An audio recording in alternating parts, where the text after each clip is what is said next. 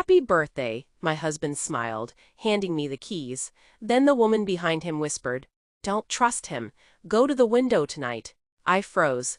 What did she know? My name is Danielle Harper. I am 32 years old. I work as a mid-level interior designer. My days are filled with measuring rooms, choosing colors, and trying to make other people's spaces feel like home. It is not glamorous, but it is honest work.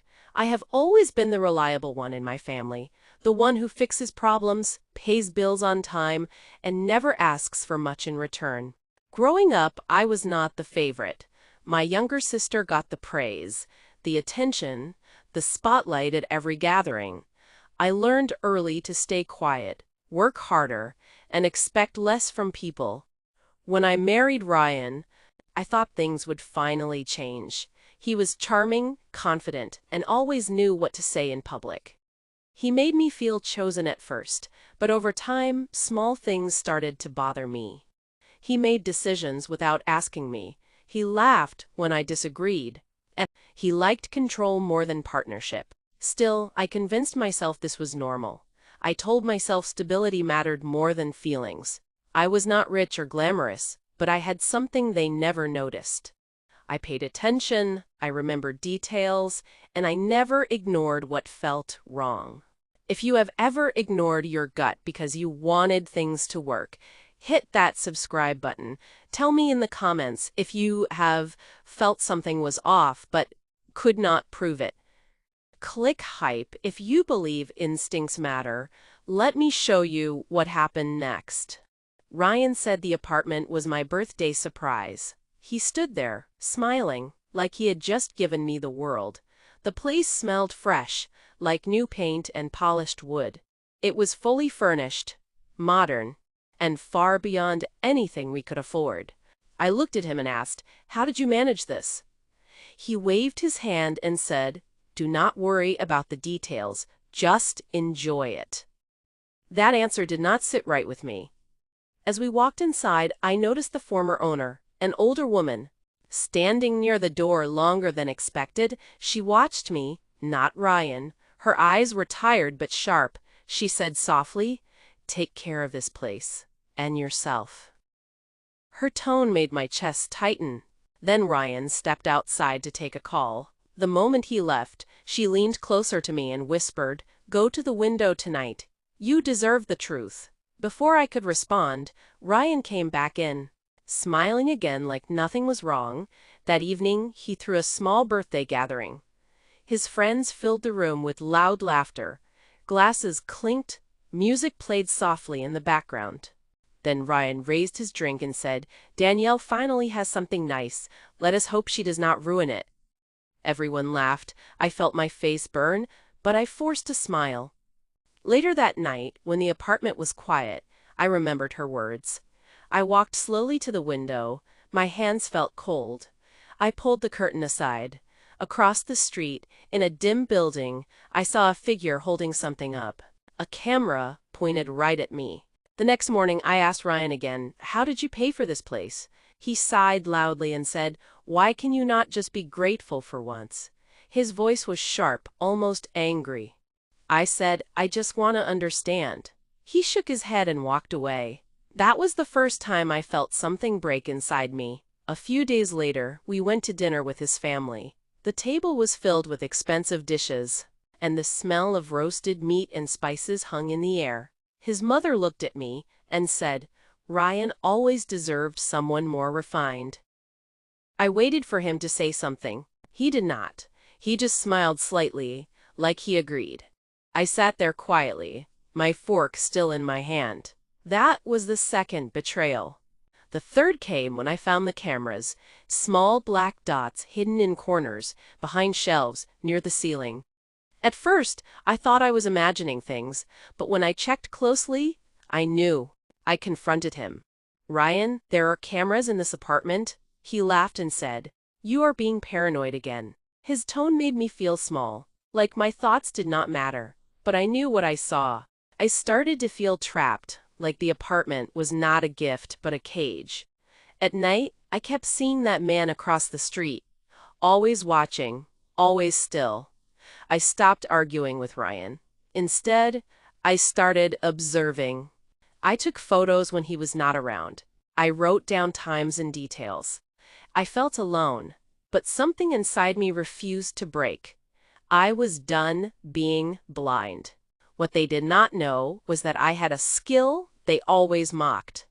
A few years ago, I started taking online courses in digital security. Ryan used to laugh and call it a waste of time. He said, "Why are you learning that? It is useless." But I kept going. Now that so-called useless hobby became my strength. I carefully scanned the apartment and confirmed every hidden device. I traced the signals using my laptop. It took time, but I found the source. A private server. My hands trembled as I opened the access logs. My name was there. My movements were tracked. Every room, every hour. My heart pounded when I saw colder files.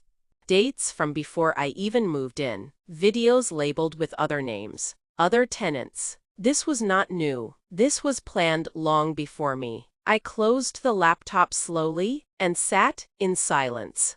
I did not confront him, not yet. Instead, I started building something. A full digital record. Every camera location, every login, every file I could access. I worked late at night, quietly, carefully. I needed proof, not just fear. I reached out to Lena, my childhood friend. She worked in IT security now. When I told her everything, she went quiet for a moment and then said, "Danielle, this is not just strange. This could be illegal." She came over the next day. Together, we went through the server data. The room was silent except for the clicking of keys and the faint hum of my laptop. Lena helped me recover deleted files. Videos of previous tenants appeared on the screen. The same woman who warned me was there too, moving around her home, unaware she was being watched. My stomach turned. Meanwhile, Ryan became more controlling. "You do not need to work anymore," he told me. "Just stay here." His family started praising him for the apartment, ignoring me completely, and I nodded and smiled when they spoke, pretending everything was fine. Inside, I was preparing. Lena connected me with a legal expert who confirmed the evidence was serious. I started planning carefully when to act, how to expose everything. Ryan walked around like he had already won. That made it easier. He stopped being careful. That was exactly what I needed. I chose the night of the follow-up birthday party. The apartment was full again. Laughter, music, glasses clinking, everyone celebrating him. I stood quietly in the corner, my phone in my hand. Instead of confronting him directly, I went live online anonymously. I uploaded everything, the footage, the server logs, the explanation. Within minutes, the stream started gaining attention. Across the room, I heard someone say, "Ryan, you need to see this." Phones started buzzing. The mood shifted. Ryan grabbed a phone and watched. His face changed. The smile disappeared. I stepped forward calmly and said, "You gave me a gift, Ryan. I just found out what it really was." He looked at me and said, "This is fake. She is lying." His voice shook. I held my ground and said, "Then explain the server logs, the cameras, the previous tenants." The room went silent. His mother looked at him, confused and scared. Guests started whispering and stepping back.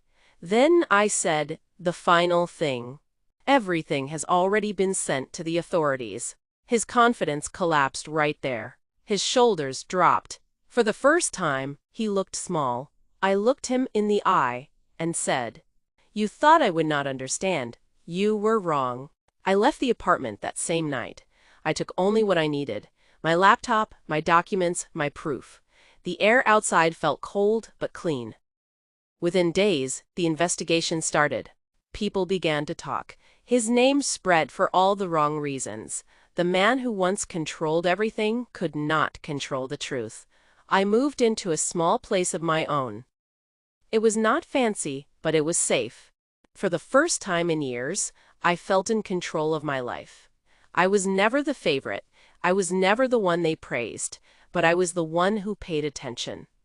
I was the one who saw clearly when it mattered most. And that changed everything. Some gifts are not gifts, they are tests. And this time I finally passed mine. If someone has ever made you feel watched, controlled, or unsafe in your own space, you are not alone. Share your story in the comments because your voice matters. Subscribe to stand with others who have taken their power back. Click hype to help this story reach people who need the courage to walk away. Your story has power. If you felt a connection to mine, please subscribe and share your journey in the comments. Every hype you give this video helps empower someone else. Thank you for being here and for listening.